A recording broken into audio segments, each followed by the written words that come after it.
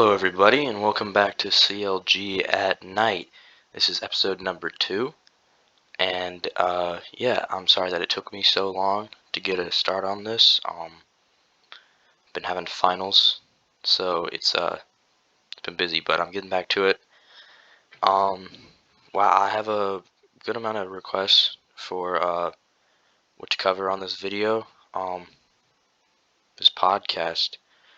So let's get back to it, but just a reminder, these will come out, or they will most likely come out around every Saturday night or evening. Well, the same thing, Saturday evening or afternoon. And if not, then it will fall on a Sunday, but I will try to get it out on Saturdays.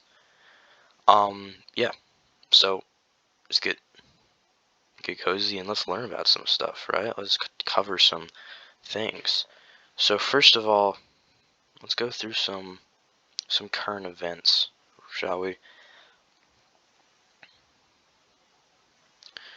Okay, so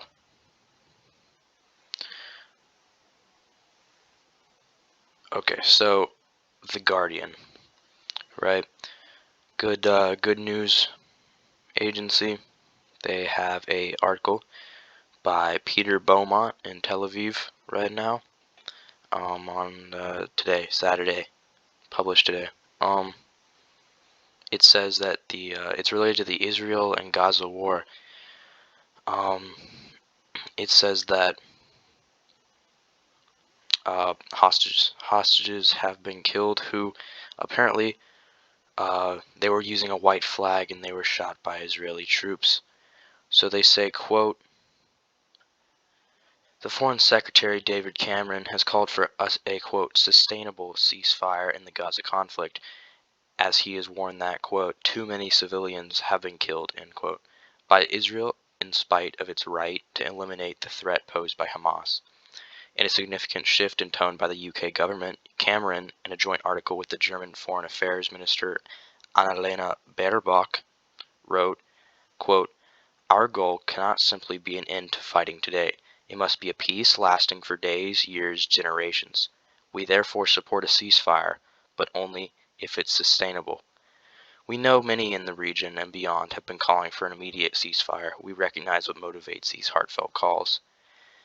It is an understandable reaction to such intense suffering, and we share the view that this conflict cannot drag on and on. That is why we supported the recent humanitarian pauses," end quote. It came after it emerged that 3 Israeli hostages killed by the Israeli Defense Forces in Gaza were bare-chested and carrying a white flag when they were shot, according to an initial military investigation. Israel's Prime Minister Benjamin Netanyahu told a press conference yesterday evening that they were quote, committed as ever, end quote, to war. He said that they were determined to fight to the end, and Gaza, quote, will be demilitarized and under Israeli security control following the defeat of Hamas. The killing of the 3 hostages who were kidnapped by Hamas on October 7th during its assault on southern Israel has triggered widespread anger and incredulity in Israel amid a mounting sense of anxiety over the safety and remaining hostages in Gaza. There's a lot more here. The article, it is called Israel-Gaza War, UK and Germany call for sustainable ceasefire. What do we think about this? So, as I said, the Israel and Gaza war is a very complicated thing currently. Everyone's going through a lot of stuff. And this is of decades and decades of conflict, as I think I said in the last video, all come to a head, and it's very difficult to summarize. So, again, I think if the reports say are true that the Israeli shot civilians using white flags, I think that is atrocious. That is a war crime, I'm pretty sure. Don't quote me on that. I don't know all my war crimes, but that is a war crime. I'm pretty sure that is awful, and the people who did that ought to be punished for it, and I think that's very sad. Though if we were to see the Israel and Gaza conflict as a whole,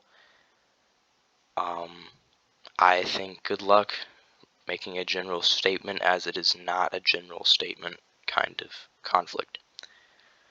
Anyway, moving on. Well, Politico, I don't know of this organization, so I don't know. It might be credible, it might not. Let's see. So it says, quote, the title is Republicans Struggle as They Keep Getting Forced to Talk About Abortion. That's rough. No, I'm gonna try to keep this podcast family friendly, but a lot of times things in the world aren't family friendly. So if there are certain parts in this podcast that you do not want to listen to, by all means, you don't have to. Okay. Republicans Struggle as They Keep Getting Forced to Talk About Abortion by Madison Fernandez, published yesterday. Quote, okay. Republicans keep trying to come up with a coherent message on abortion, and real life keeps intruding. This is the article. On the campaign trail this week, Nikki Haley was pressed yet again to say whether she signed a national abortion ban into law. She dismissed the prospect of such a ban as an effort to, quote, scare people, and jostled with Chris Christie over who had the more reasonable position on abortion. As the two traded shots, though, they were upstaged by events far away from New Hampshire. Texas Attorney General Ken Paxton, an ally of former President Donald Trump, drew the national attention for blocking Kate Cox, whose fetus had a terminal condition from having an abortion. And then on Wednesday, the Supreme Court decided to take up a case that could affect access to mifepristone, a ruling that could get in the way of GOP efforts to sound reasonable on the issue. The contrast between the GOP candidates maneuvering toward the middle and the real-world events that remind the public of the party's most aggressively anti-abortion faction shows how vexing the issue remains for the party. 18 months after the fall of Roe v. Wade, even Republicans who try to moderate, or, like Donald Trump, try to not talk about it, are struggling mightily to get on the right side of popular opinion. Quote, we have to humanize the situation and deal with it with compassion, Haley told reporters at Tuesday's New Hampshire town hall when asked about the Texas case. The conversation around abortion rights has remained front and center since the Supreme Court overturned Roe last year. From Republicans' ongoing debate about a national abortion ban to off-year elections re-emphasizing the salience of abortion rights for voters. Republicans continue struggling to find a position they can sell to both their base and the general public, a point that Christie stressed at a New Hampshire town hall on Wednesday. Quote, the voters in this state have a right to know where Haley stands, not just her happy talk, end quote, he said. She wants to be, quote, she wants to be everything to everybody on that issue, end quote. Again, very good article. You go read it, go find it, called Republican Struggle as they keep getting forced to talk about abortion. That is the name. By Madison Fernandez. Good article. So what do we think about this? I've been requested by certain people I know to talk about abortion and stuff like that.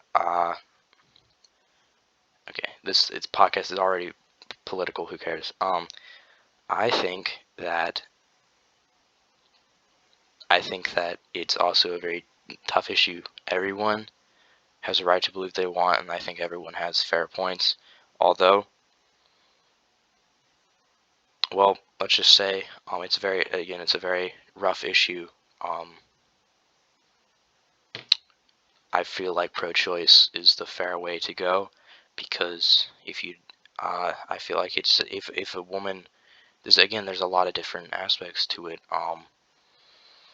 Assault or medical reasons, they can contribute very well, and then even non like that, every reason is important, and I think we have to consider all these reasons and talk about them together to come up with an answer. But so far, Good article. Yeah. Okay. So next up, let's go through some of the stuff that I was requested to cover. So, one of the first ones I saw, on a more cheerful note, was requesting if I believed in the quote, the big lie, or as uneducated people call it, the Dust Bowl. Well, simply, yes, and more complicatedly, I don't know if that's a word, more complicatedly, yes, I would. Of course, yeah, I agree with it. I think it's true. I don't know if I wouldn't consider it false. Like, let's look at this. Let's go Dust Bowl. Notice all of these things are on the History channel, well, the History website, because it's just like one of the best ones. So the Dust Bowl, uh, Dust Bowl was the name given to the drought-stricken southern plains region of the United States, which suffered severe dust storms enduring a drought in the 1930s. As high winds and choking dust swept through the region from Texas to Nebraska, people and livestock were killed and crops failed across the entire region. The Dust Bowl intensified the crushing economic impacts of the Great Depression and drove many farming families on a desperate migration in search of work and better living conditions. Yeah, that's a pretty dreary area. Yeah, of course I agree with it, or I believe in it, more correctly. The Homestead Act, all this Manifest Destiny, that's a big one. Big one. Linked a lot of racism and death to this, and killing of the Native Americans and whatnot. It's very dark. So yes, I believe in all of this. It's a fact. It's a historic fact. That's, I don't, it just is. Yeah, thanks for that recommendation, whoever recommended it. Yeah, that's cool. I know who you are, R. Clay. Go check out his channel, or their channel. It's a cool channel. It's good. Yeah, thanks for the recommendation. Next up, the War on Terror. There you go. Also requested my opinion on it and the U.S.'s involvement in the Middle East. Again, it's very complicated. So starts in 9/11, right? Most people know what 9/11 is. 2,900 people died. Deadliest attack on U.S. soil in history. Yes, it's very, okay. It was very sad. A lot of people died. An attack on America, and that was rough. Yeah, and there's Osama bin Laden, right there. No one knows why that video is there, but okay. War in Afghanistan. It's rough. So on October 7th, that's when the Israel thing happened. October 7th, airstrikes by the United States, Great Britain launched in Afghanistan, and Great Britain, launched in Afghanistan at Taliban and Al Qaeda training camps and targets. What America is tasting now is only a copy of what we have tasted. Al Qaeda leader Osama bin Laden said in a video statement released the same day. Yeah. Middle East and Arab countries, they've had it rough. They've had it very rough. A lot of war, a lot of unrest. It's been very rough there, as I've already said. But it's yeah. How do I feel about it? I would honestly, I'm gonna say I don't think America should have gotten involved at all. Again, I'm not horrifically well versed on this topic, so don't get mad at me in the comments, which you won't because I don't have enough viewers right now. But yeah, I don't know why we would get involved. I know that it was an attack on America, and I know that we should have gone after Osama bin Laden because he ran it. But I don't know why we went farther than that. I get trying to take down Taliban, ISIS, but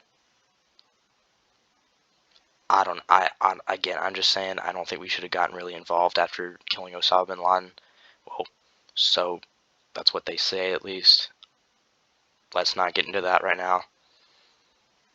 Actually, we will get into that, but after this. But yeah, I just don't see the reason.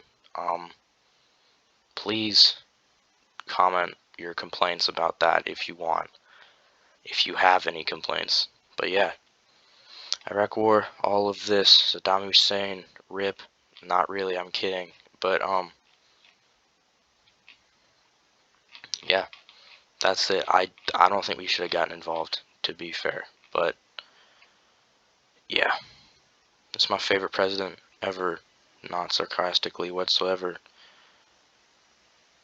Again, I don't know. Okay, it's fine.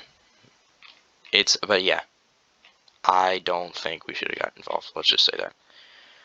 Another request. Cancel. Oh no. Cancel culture. Let's do that. That's fun. So, let's see what this is. Cancel culture is a phrase contemporary to the late 2010s and early 2020s used to refer to a cultural phenomenon in which those who are deemed to have acted or spoken in an unacceptable manner are ostracized, boycotted, or shunned. This shunning may extend to social or professional circles, whether on social media or in person, with most high-profile incidents involving celebrities. Those subject to this ostracism are said to have been, quote, cancelled. The term cancel culture came to circulation in the late 2010s and early 2020s and has mostly negative connotations. The term call-out culture is used by some as a more positive verbiage of the same concept. So, yeah. Some say it's amounts to cyberbullying and a lot of different things. This is a good paragraph. Quote, call out culture call out culture, end quote, has been in use as part of the hashtag Me Too movement.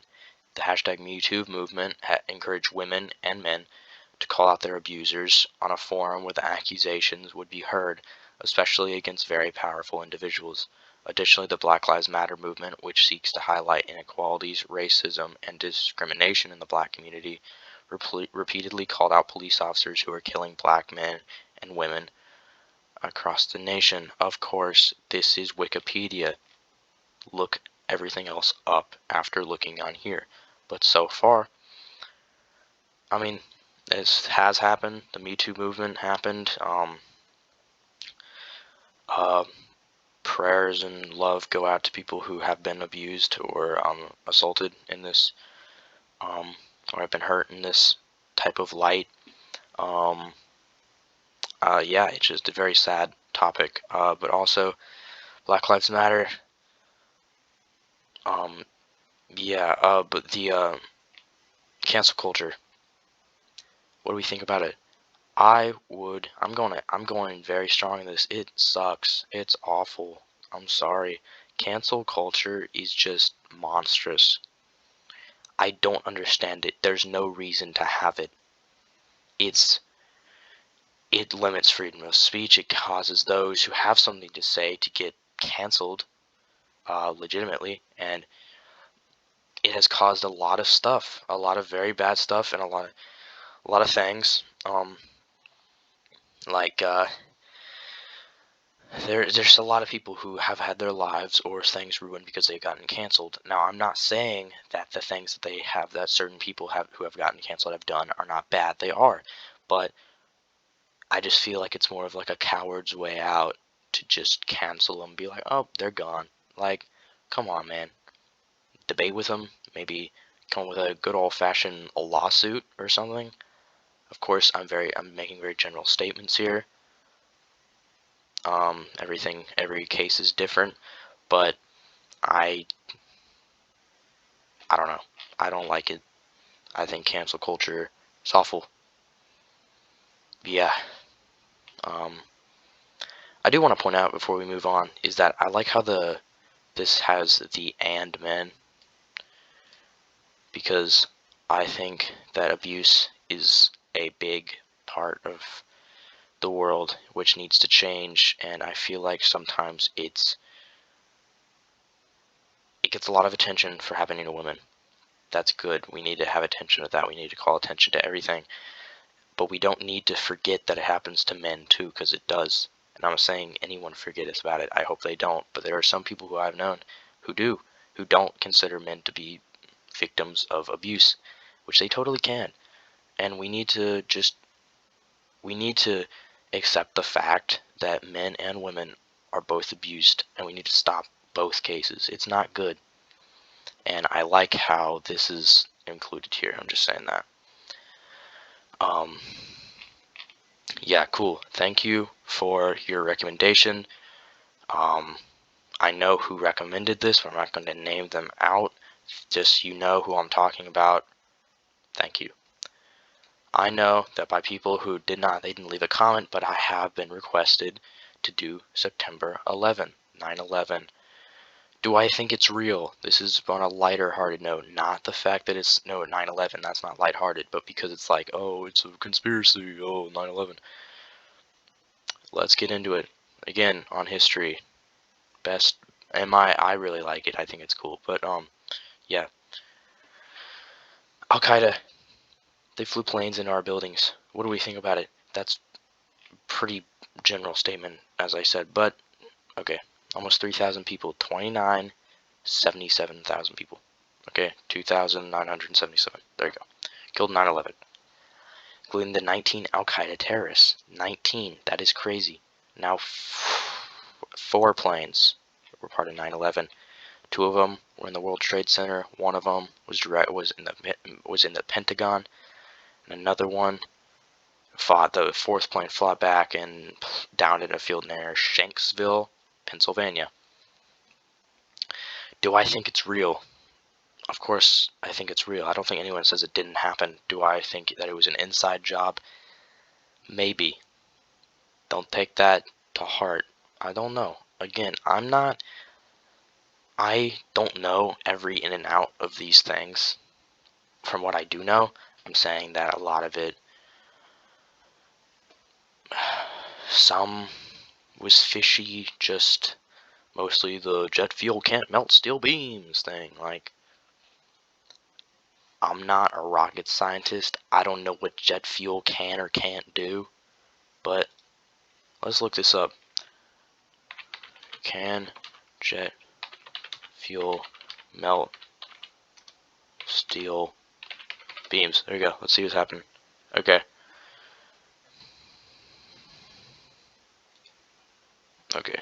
About 2,500 degrees Fahrenheit.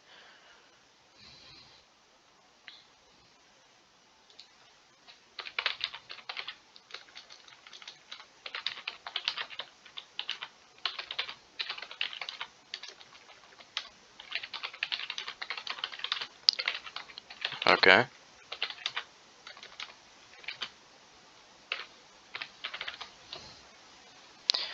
Okay, okay.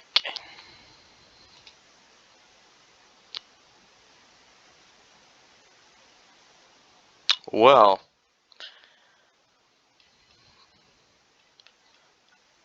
I think it probably could, because I don't know if this is very well, but right now, I don't know. 2,500 here.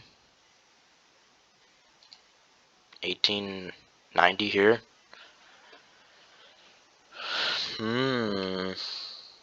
Okay. Well, who knows? Okay. Okay, and then invasion of Afghanistan. And yeah. Do I think it was fishy? I think everything could be considered fishy. This is one of the less fishy things that I know. Yeah,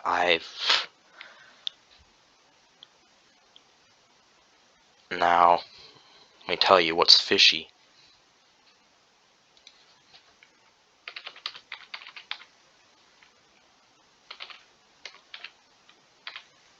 I know I spelled that wrong. Who cares?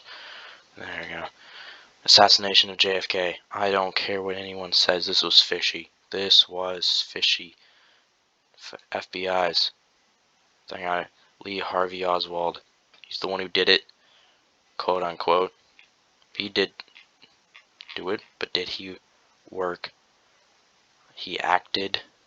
FBI, quote, the FBI found that Lee Harvey Oswald acted alone.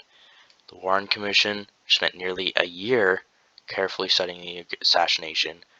Agreed. We don't get their actual statement, but they agreed. National Archives to view. Let's view the records. Let's see what's going on here.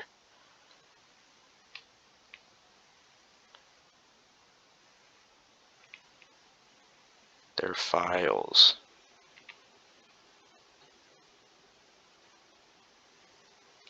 Autopsy report. Okay. Oh, wow. Okay. Quote, according to available information, the deceased,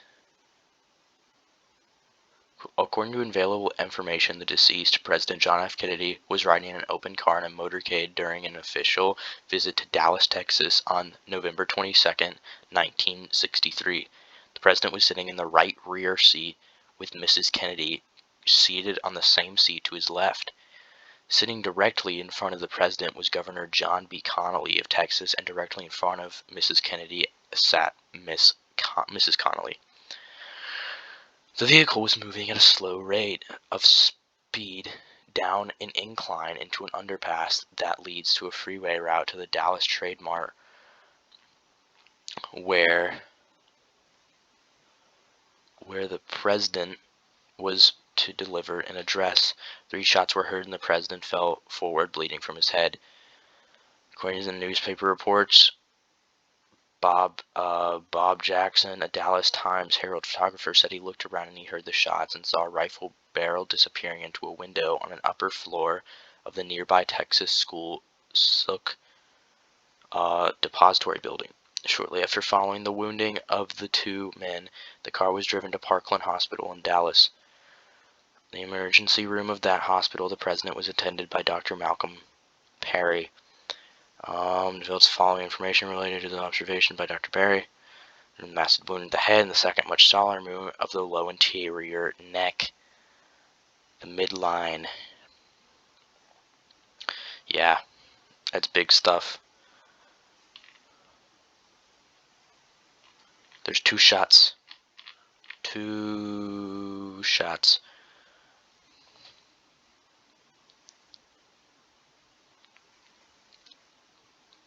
Slow rate. Incline. So he's going down. If he's going down, how can this dude hit him? I don't know. I'm not sure. I know it's fishy. There's a lot of stuff on this. A lot of stuff. There's a very good documentary about it. JFK Through a Looking Glass. You should watch that. That's big. It's very important. Very important thing in American history. Yes. I don't think you worked alone, buddy, but yeah. Back to 9/11.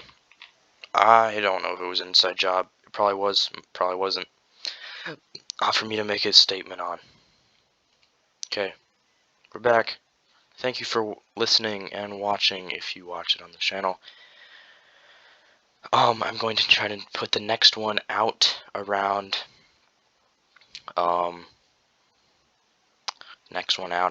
like next Saturday, as I said. If I don't, then Sunday. If that doesn't happen, I will obviously make a community post about it. Thank you very much, as I said, for listening or watching. Make sure to like the video and subscribe, and press the notification bell so you don't miss another one of these. Yeah, talked about a lot of stuff today. A lot of good stuff, a lot of important stuff, and a lot of stuff that a lot of people don't want to talk about, but a lot of stuff that should be talked about. Yeah, make sure to comment stuff that I should do, and yeah, comment what I should do. I really much value you guys' comments and your concerns, what you like. So just make sure. What should I talk about? Okay. Thank you, and have a very, very good night.